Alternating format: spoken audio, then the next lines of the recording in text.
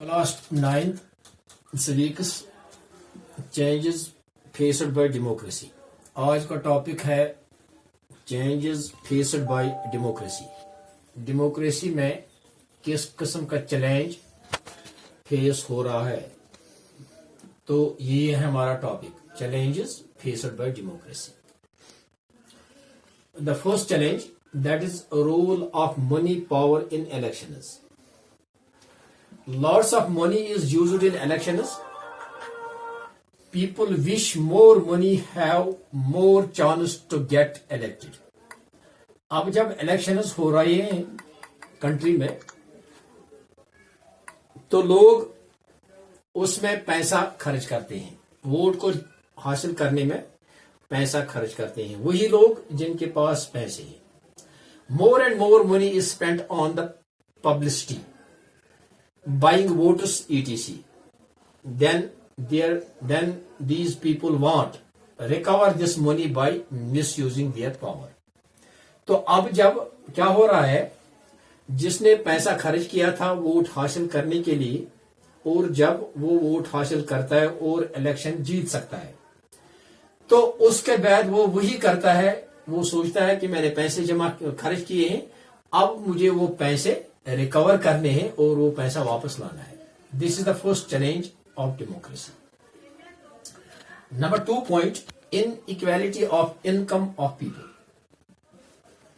In democracy there has been improvement in the general condition of the poor, but gap between rich and poor is increasing concentration. तो in a democracy there has been improvement in the general conditions of the poor। तो democracy में conditions जो poor लोगों की है वो increase हो रही है, उनका बिल्कुल माना जाता था, उनके साथ अच्छा बर्ताव किया जा रहा था, बट लेकिन जो gap between rich and the poor it is increasing. Wealth in few hands is in accordance with the ideal of democracy। Suppose poor people are disadvantaged in the policies and other circumstances, in the politics and other circumstances, because officials and the police etc gave more attention to the rich people।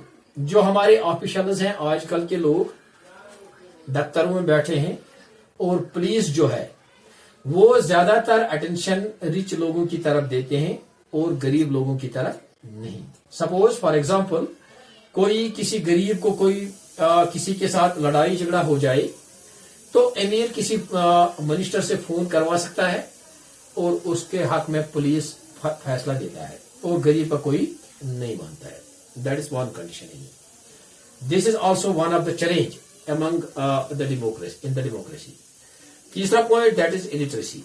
Illiteracy is also hindrance in the way of democracy. Illiterate people are not aware of happenings, issues and candidates, so they are unable to judge the suitability of the candidates। दूसरी बात जो है, democracy में कोई illiterate candidate भी वहां पर जीत सकता है, और उसकी जो मेंटेलिटी है अकॉर्डिंग टू दियर इलिटरेसी, जो उसकी इलिटरेसी है उसी के मुताबिक वो फैसले भी सुनाते हैं और काम भी करता है। तो उसके बरक्स अगर कोई पढ़ा लिखा आदमी हो, जिसने बहुत कुछ देखा होगा, जिसने बहुत कुछ पढ़ा है, तो वो भी उसी के मुताबिक फैसले सुनवाते हैं। फोर्थ पॉइंट जो है that is casteism in communalism. Casteism और कम्युनलिज्म ये दो चीजें ऐसी हैं, in countries like India parties give party tickets on the basis of caste. तो हमारे हिंदुस्तान में ऐसा कुछ हो रहा है कि यहां पर जब इलेक्शन लड़ने के लिए किसी को टिकट दे रही थी कि कोई पार्टी, तो वो उसको on the basis of caste, on the basis of caste, अगर कोई किसी बड़े कास्ट से जिसके वोट्स काफी हैं, तो उस लिहाज से उसको टिकट मिलता है इलेक्शन लड़ने के लिए।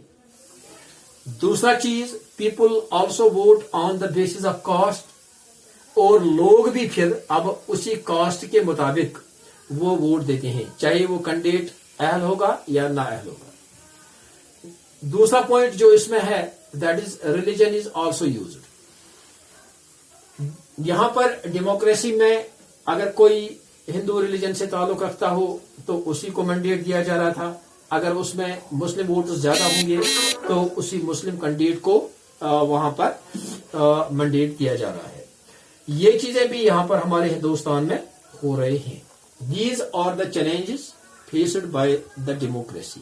थैंक्स।